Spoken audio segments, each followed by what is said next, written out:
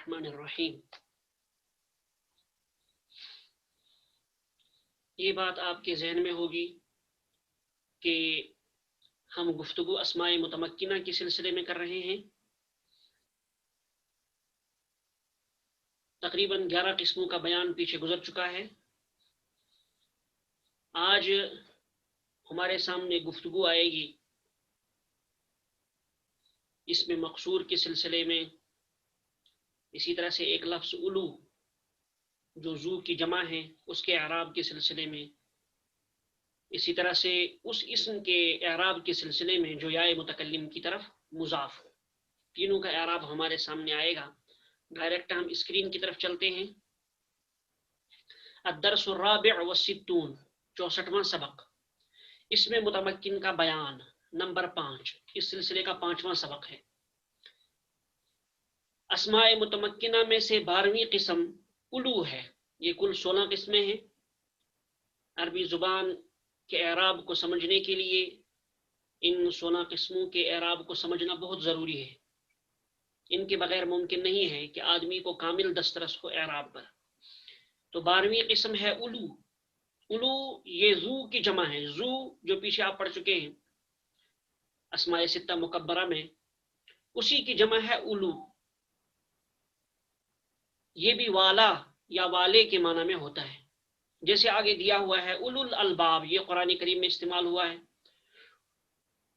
اولو الالباب عقل والے، تو اولو کا کیا ترجمہ ہوا؟ والے۔ الباب لبن کی جمع، اس کی معنی عقل۔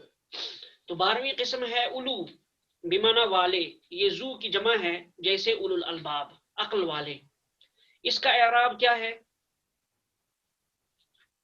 اس کا اعراب بھی اعراب بالحرف ہوتا ہے، اعراب بالحروف ہوتا ہے۔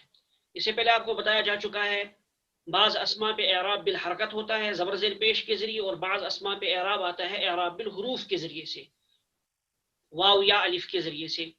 تو اس کا اعراب بھی اعراب بالحروف ہوتا ہے۔ کیا ہے وہ؟ حالت رفعی میں واو ما قبل مضموم، حالت رفعی میں واو ما قبل مضموم، واو ساکن ہوگا اور اس سے پہلے والا جو حرف ہوگا اس پر ضمہ ہوگا۔ جیسے جاء اولو مال، جاء فعل ہے، اولو مال، اولو مضاف ہے، مال مضاف الیہ ہے، مرکب اضافی ہو کر یہ فاعل ہے۔ تو جاء کا فاعل ہونے کی وجہ سے یہ حالت رفعی میں ہے۔ تو حالت رفعی میں اس کا اعراب کیا آیا؟ آخری حرف کو دیکھیے اولو، تو واو ساکن ہے، اس سے پہلے جو لام ہے لام پر پیش ہے، تو واو ساکن ما قبل مضموم، یہ حالت رفعی میں اس کا اعراب ہے۔ اس کی اضافت بھی اس میں جنس کی طرح ہو، اس میں جنس کی طرف ہوگی، جیسا کہ کل زو کے بارے میں آپ کو بتایا گیا ہے۔ جاء اولو مال، مال والے آئے، ابھی غیر اس میں جنس کی طرف بھی اس کی اضافت ہوتی ہے۔ اس کے لیے لازم نہیں ہے کہ اس میں جنس ہی کی طرف اضافت ہو، البتہ زو کے لیے لازم ہے کہ اس کی اضافت اس میں جنس ہی کی طرف ہوتی ہے۔ جاء اولو مال، مال والے آئے، یہ تو ہو گیا حالت رفعی میں اعراب، واو ساکن ما قبل مضموم۔ اب حالت نصبی اور جری میں اس کا اعراب ہے یا ساکن ما قبل مکسور۔ حالت نصبی میں بھی وہی اعراب ہے اور حالت جری میں بھی، کیا؟ یا ساکن ہوگی، اس سے پہلے والا جو حرف ہوگا اس پر زیر ہوگا، یا ساکن ما قبل مکسور۔ جیسے رأیت اولی مال، اب دیکھیے یہاں آخر میں یا ہے، اس سے پہلے جو لام ہے وہ مکسور ہے، اس پر زیر آ رہا ہے۔ تو رأیت اولی مال حالت نصبی میں ہے مفعول ہونے کی وجہ سے، میں نے مال والوں کو دیکھا، تو اولی مال مرکب اضافی ہو کر مفعول ہے رأیت فعل کا، تو اس کے اندر فاعل ہے۔ رأیت اولی مال، میں نے مال والوں کو دیکھا۔ مررت باولی مال، میں مال والوں کے پاس سے گزرا۔ رأیت اولی مال، مررت باولی مال، میں مال والوں کے پاس سے گزرا۔ اب آپ کو معلوم ہے یہاں با حرف جر داخل کر دیا گیا، با حرف جر کے داخل ہونے کی وجہ سے یہ حالت جری میں ہو گئے۔ تو ہم نے کہا مررت باولی مال، حالت جری میں بھی آپ دیکھ رہے ہیں یا ساکن ہے ما قبل مضموم ہے، مررت یا ما قبل مکسور ہے، یا سے پہلے والا حرف جو ہے اس کے نیچے زیر ہے۔ مررت باولی مال، میں مال والوں کے پاس سے گزرا۔ تو 13ویں قسم ہے اسم مقصور۔ 12ویں قسم یعنی الو کا بیان گزر چکا، اب 13ویں قسم ہے اسم مقصور۔ اسم مقصور کس اسم کو کہا جاتا ہے؟ وہ اسم جس کے آخر میں الف مقصورہ ہو، یعنی چھوٹی الف ہو جو کھینچ کر پڑھی نہیں جاتی، جیسے موسیٰ، عیسیٰ وغیرہ وغیرہ. اب ان کے آخر میں دیکھ رہے ہوں گے ایک چھوٹی سی الف ہے جس کو ہم کھڑا زبر کہتے ہیں، تو وہ کھینچ کر پڑھا نہیں جاتا دوسرے الف کی طرح جو لمبا الف ہوتا ہے، اس الف کو الف ممدودہ کہا جاتا ہے. تو یہ اس کے مقابلے میں الف مقصورہ ہے. اسم مقصور، تو جس اسم پہ یہ الف مقصورہ ہوگا اس اسم کو اسم مقصور کہا جاتا ہے. تو اسم مقصور وہ اسم ہے جس کے آخر میں الف مقصورہ ہو جو کھینچ کر نہیں پڑھا جاتا، جیسے موسیٰ، عیسیٰ. آخر میں دیکھ رہے ہیں آپ یہ الف مقصورہ ہے، تو یہ کھینچ کر پڑھا نہیں جائے گا، بس صرف موسیٰ، عیسیٰ. اب موسیٰ، عیسیٰ وغیرہ آپ نہیں پڑھتے. 14ویں قسم اسماء متمکنہ کی 14ویں قسم وہ اسم جو یائے متکلم کی طرف مضاف ہو. چونکہ 13ویں اور 14ویں قسم کا اعراب ایک جیسا ہے اس لیے دونوں کے اعراب کو ایک ساتھ بیان کیا جائے گا. تو 13ویں قسم اسم مقصور ہے، 14ویں قسم ہے وہ اسم جو یائے متکلم کی طرف مضاف ہو، یا جو متکلم کے لیے آتی ہے اس کی طرف جس اسم کی بھی اضافت کی جائے، یعنی یا کو مضاف الیہ بنایا جائے اور اسم کو مضاف بنایا جائے، تو اس اسم کا اعراب نیچے جو مندرجہ جو ذیل میں آ رہا ہے. تو وہ اسم جو یائے متکلم کی طرف مضاف ہو، جیسے غلامی. یہاں ایک لفظ ہے غلام، غلام کے معنی لڑکا.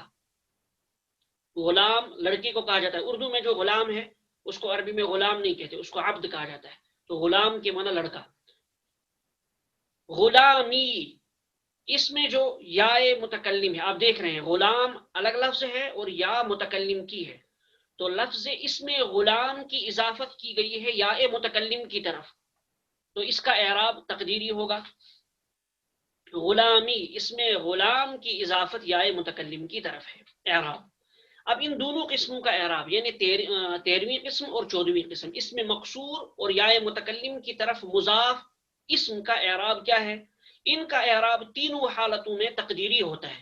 تقدیری کا مطلب یعنی ظاہر نہیں ہوتا، وہ اعراب نظر نہیں آتا.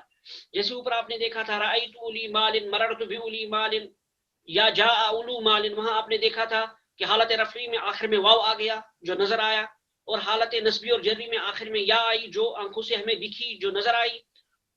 تو اس کے مقابلے میں جو یہ اسم مقصور ہے یا یائے متکلم کی طرف جو مضاف اسم ہے، ان دونوں کا جو اعراب ہوتا ہے وہ تقدیری ہوتا ہے. تقدیری کا مطلب وہ اعراب ظاہر نہیں ہوتا، اس اعراب کو مان لیا جاتا ہے کہ یہ حالت رفعی میں ہے یا حالت نسبی میں ہے یا حالت جری میں ہے، لفظاً کوئی اعراب نہیں آتا. اس کو اعراب تقدیری کہا جاتا ہے. اس کو یاد رکھیے گا، اس اصطلاح کو بہت کام آئے گی. اعراب ان دونوں کا اعراب تقدیری ہوتا ہے، یعنی تینوں حالتوں میں ظاہر نہیں ہوتا. جیسے حالت رفعی، حالت نسبی اور حالت جری، تینوں کی مثالیں یہاں بیان کی گئی ہیں. سب سے پہلے اس میں مقصور کی مثال لے لیجئے. اس میں مقصور ابھی بھی پڑھا اوپر آپ نے، جاء موسیٰ، موسیٰ آیا. اب دیکھیے جاء فعل ہے، موسیٰ اس کا فاعل ہے. اب آپ دیکھ رہے ہوں گے جاء موسیٰ، موسیٰ آیا، یہاں آخر میں کوئی اعراب نہیں. رأیت موسیٰ، میں نے موسیٰ کو دیکھا. رأیت میں نے دیکھا، یہاں تو فاعل ہے اور موسیٰ مفعول ہے. میں نے دیکھا موسیٰ کو، میں نے موسیٰ کو دیکھا. مررت بموسیٰ، میں گزرا موسیٰ کے پاس سے، میں موسیٰ کے پاس سے گزرا. اب یہاں دیکھیے باہر جر ہے، باہر جر کی صورت میں بھی موسیٰ موسیٰ ہی رہا. تو ان تینوں صورتوں میں آپ نے دیکھا جاء موسیٰ، رأیت موسیٰ، مررت بموسیٰ، حالت رفعی میں ہے تب بھی موسیٰ، حالت نسبی میں ہے تب بھی موسیٰ، حالت جری میں ہے تب بھی موسیٰ. اس کے آخر میں کوئی تبدیلی نہیں آئی اس کی حالت کے بدلنے کی وجہ سے. اسے ہم کہتے ہیں یہ اعراب تقدیری ہے، تینوں حالتوں میں اعراب تقدیری ہے. اسی طرح لے لیجئے اس اسم کی مثال جو یائے متکلم کی طرف مضاف ہو، جیسے جاء غلامی. ابھی آپ کو بتایا گیا یہ غلام الگ لفظ ہے اور یا الگ ہے، یا متکلم کی ہے اور غلام ایک اسم ہے جس کی اضافت اس یائے متکلم کی طرف کی گئی ہے. غلام مضاف، یا مضاف الیہ. اب اس کو دیکھیے آپ، جاء غلامی، میرا لڑکا آیا. رأیت غلامی، میں نے اپنے لڑکے کو دیکھا. رأیت فعل بفاعل اور غلامی مفعول، تو مفعول ہونے کی وجہ سے حالت نسبی میں ہے، لیکن حالت نسبی میں بھی غلامی غلامی ہی رہا، اس کے اندر کوئی تبدیلی نہیں آئی.